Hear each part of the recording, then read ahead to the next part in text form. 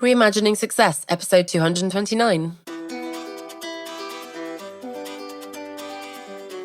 You're listening to the Reimagining Success podcast, where we help you design a business and a life that allows you freedom from the 9 to 5.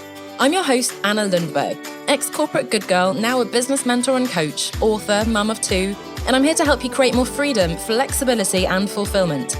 Now let's get started with redefining success outside of the 9 to 5. Hi there, welcome back as we look at how you can design your dream job. And it sounds very frivolous. It's the kind of thing we ask children. What do you want to be when you grow up? You want to be a fireman or a vet or a superhero, an astronaut, an actress, whatever it is. But the thing is, and I say this again and again, you have to know what you want before you can go out and find it, or probably more likely create it. I think we get lost in the day-to-day. Even after, in my case, I've started my business, I do a lot of this work in terms of envisioning and designing and so on at the beginning. Before I know it, I'm hustling away, doing what I was doing in my previous corporate job, which now was a long time ago, so I don't even remember what I was doing. 10 years ago, I quit. Or you just go down a path which perhaps wasn't the one that you wanted, isn't the right one for you, but it just kind of is the thing that you feel you should do. And so before you know it, you're creating something that doesn't look anything like what you wanted it to. Sometimes, it can be fortuitous. It can go off in an unexpected, exciting direction. But, you need to be clear on what you want so that you can actually go about finding it, building it, creating it. And it's not frivolous. I speak to you as someone who's very privileged, and I think as a listener you are too, in terms of the situation we're in, that we have the skills, the experience, the qualifications, the education, the relative economic security and so on to go out and create something pretty amazing. And I also have the belief that we will earn more money, do a better job, make a bigger contribution if we love what we're doing, if we're good at what we're doing, rather than being somewhere we don't want to be. So that's a little bit of my philosophy. So a few things to think about. We've been dancing around this for the last few weeks in the episodes. We talked about, how can you be your own best boss last week. We talked about what flexibility looks like for you and so on, right? So this is kind of bringing all that together, really thinking about what your dream job is. And there are a few different angles you can come at this from, right? And of course, this is something I've spent basically the last 10 years doing. So I have a lot of material on this and I'll try to be succinct today.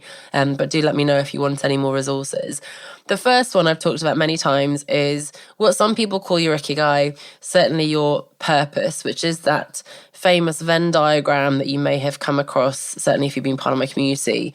Whether you call it your ikigai or not, it doesn't really matter. That it's a really powerful concept, I think, and a really good way to think about it when it comes to designing your dream job or business. And those 4 circles are: number 1, work that you really love doing; number 2, work that you're really good at. I think I usually do those in a different order, but it doesn't matter.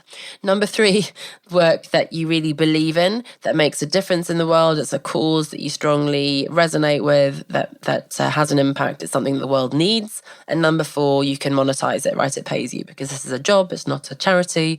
It's something that's actually going to bring you money. So that's the best place to start. I think, I just had a call with someone the other day and that was the exercise I gave them. I think that already gives you pretty much all you need to some extent. Certainly from the big picture of the type of work you want to be doing, the type of business you want to be building, finding the patterns between, I'm a really good writer. I love writing. I'm really good with people. I've always been really patient and good at teaching complex concepts in a simple way, and I also really believe in this, and actually there's definitely a need for that and people will pay for it, etc. Right? If you can find that pattern, that's magic. That guarantees, I think, that you will have a successful business in terms both of financial success and something that you'll love doing, that you'll be good at, and that'll be really rewarding. So that's the first one. You could stop there if you want. A few other ideas though. Values is a big thing I talk about a lot, and it was one of the first exercises I was ever given, if not the first, when I was doing my coach training. I come back to it again and again. It's not something I had ever done before, and maybe if you're new to this as well, you haven't thought about it before. It's something that's important to revisit, although I think your values don't change drastically over time. It might change with different, life stages, different ages, different family situations and so on. But certainly, you know, understanding that you really value autonomy. So to be your own boss can be quite valuable, certainly having that freedom within the work that you do, the flexibility. And of course, what does flexibility mean? Maybe control over your work is really important. Family first could be a really important value. Collaboration. So many different possibilities, right? But understanding your values gives you kind of a guide, a framework through which you can assess different decisions, different job opportunities, different projects, clients, and so on. Ideally, you're choosing clients and projects and jobs and so on, employers that fit with those values. The environment, I think that's something we don't talk about enough, but, you know, put simply, indoors, outdoors, sitting at a desk or being out and about, traveling, you know, high performance, high energy, high pressure environment? Or do you prefer something a bit more relaxed and laid back? Do you want really sort of purpose-driven, values-based organization? Or is it much more about the financial metrics for you and it's the performance and so on? Quiet, as I said, or really buzzing? Do you want to sit by yourself? Do you want to always be with people? Probably a mixture of those things. But really think about the environment in which you thrive. That's so important. Do you like processes and knowing that you're sort of a cog in the machine, not in a bad way, but that you know that if I do this, that will happen. You've got the support around you. Things will work efficiently. There's a lot to be said about that, as I discovered since I left that big corporate machine. Or do you want to work in something perhaps rather a small startup and really love that agility, flexibility, wearing lots of hats, creating things on the spot, being innovative, taking risks and so on? Really thinking about that environment. Is it a creative space or very professional? You know, what kind of a very diverse environment? My goodness, that's hopefully something that we all aspire to, but can also cause difficulties if it's not set up in the right way and so on. What kind of culture are you after? What kind of boss? And we talked about that, right? How can you be your best boss? But what kind of boss would you want to be to yourself or have working with, right? Working with, what? Have? What skills and qualifications will you need to have in order to be best positioned for this kind of role, right? So that's something to think about. We talked about that when we looked at career cushioning a few weeks ago, in terms of how can you upskill, how can you invest in your own training, learning and development to make sure that you're staying competitive, you've got that edge, you're on top of things and you're staying relevant and you're really well positioned for this dream job that you've identified or the business, right? If you don't yet have those qualifications, and it doesn't have to be formal qualifications, that's often our go-to, but in fact, informal training, you know, on the job experience, reading, listening to podcasts, there's so much free content as well, which is not necessarily focused, but certainly it's a good place to start. How can you position yourself so that you are seen as an expert, you're credible for those types of roles and positions? And of course, we talked about a lot the last few weeks. What about flexibility? What does that flexible working look like for you? Vacation days, working from home, working from anywhere, the hours, the term time, and so on. Travel, no travel. So an exercise I do with my clients, that one of the first things is to translate your big vision, all those creative ideas, that big vision into criteria.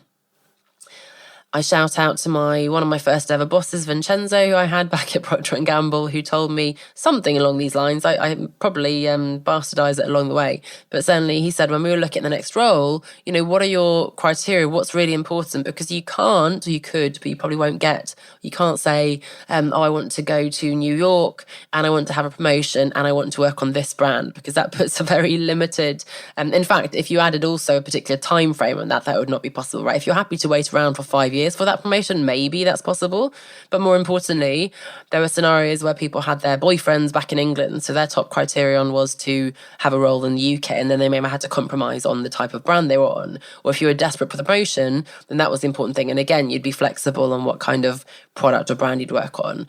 In my case, I'd been working in a design creative role. I wanted to have more commercial experience into a delivery role, as we called it. I had been working on what we call the lifestyle brand, which was the lower end of the market. I wanted to work in luxury. So that was what I went for in that role, in that particular transition. But if people offered me things, what Vincenzo said to me was that I needed to be able to say, thanks so much, I love that. However, my top criterion is this. And so to have some kind of justification for saying no. Now, when it comes to designing your own dream job or business, it's not so much about having an excuse to give to somebody who's offering you something, but it really does help you to assess those different opportunities to understand, okay, well, my non-negotiable is that I'm not going to work more than 4 days a week, or that I have to be able to work 3 days from home, or whatever it is. I have a friend who's recently started a job where she's being bussed in. You can only park at the office if you've been working there 10 years. So you get bussed in, like back at school, as sort of a factory worker being shipped into the office. It sounds very bleak, but I'm sure the job will be fantastic for her. But, if that's non-negotiable for you to be able to work from home, and she will be able to once she's been there for a while, then that's really important. What's non-negotiable for you? What's important? So it's a big one, but not absolutely critical. And then what's nice to have, and it's easy to say they're all really important, yes, but we need to be a little bit discerning. Now, it's not to say we can't have everything we dream of, because that's the whole point here.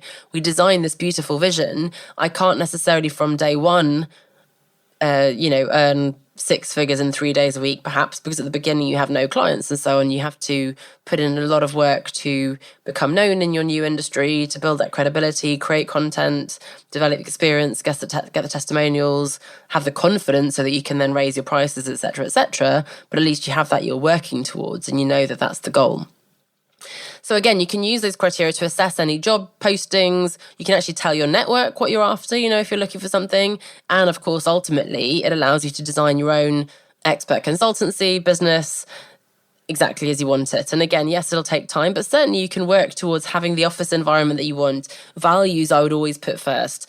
And again, the best business, I think, comes from that purpose Venn diagram of work that you love doing, that you're really good at, that you care about, and that brings in the money. And it may be that you have certain priorities. When I was in my corporate role, many of you will have the same. I would say that I was more in the end of the diagram where I was good at what I did and I earned the money. I didn't love it, and I didn't feel like it was sort of a worthy cause as such. If you're lucky enough to be in a very purpose-driven organisation, but you're not earning so much money, then maybe you're on another part of the diagram. So depending on where you are today, you might value and prioritize certain other things. Maybe you need more money right now, or you want more purpose, or you want more enjoyment. So really reflecting on that as well. As a next step, what's the priority for you right now? This next role has to bring in X amount of income. That's usually a given for most of us. It has to allow this kind of flexibility. I need to feel excited about it. I need to share the values of the organization and so on, right? So designing your dream job, it sounds very sort of naive and just sort of a on paper exercise, but really I do encourage you to do it. Whether you've been in business for a while now, or you think you're in a pretty good place, or maybe you're feeling stagnant and you're considering leaving, you want to pivot, do something different, really take the time to map out what that dream scenario could look like. And then you can right away compare that to where you are today and see what changes need to happen in order to get there. That's it for today. I'm still hearing my voice is quite coarse. Sorry about that. I have batched quite a few episodes now on a day when I have a bit of a cold, so apologies. Hope it doesn't get too much in the way of your listening experience. But thanks for listening, and I'll see you back here next week. Bye for now. Are you at that point where you're asking yourself, is this really what I want to be doing for the rest of my life? And the answer is a resounding no, but you're not yet sure what you want to do instead. I get it. I was in your shoes back in 2013 when I took a good hard look at myself and my CV. And up until then, I'd followed the conventional path. Good school, good university, good job. I was also single while more and more friends around me were settling down with partners and babies. Now, fast forward to today, and I've built a coaching and consulting business. I've published 2 books with more on the way. I've launched a podcast. But more than that, I've been able to travel the world. I've made more time for friends and family, and I've designed and shaped a location-dependent business and a lifestyle that's 100% tailored to my own personal definition of success. Oh, and I've also moved countries, I've fallen in love, and I've had 2 beautiful little children. So if you want to redefine what success looks like for you, then get in touch to book a call, onestepoutside.com/call, onestepoutside.com/call, and I'd like to help you do just that.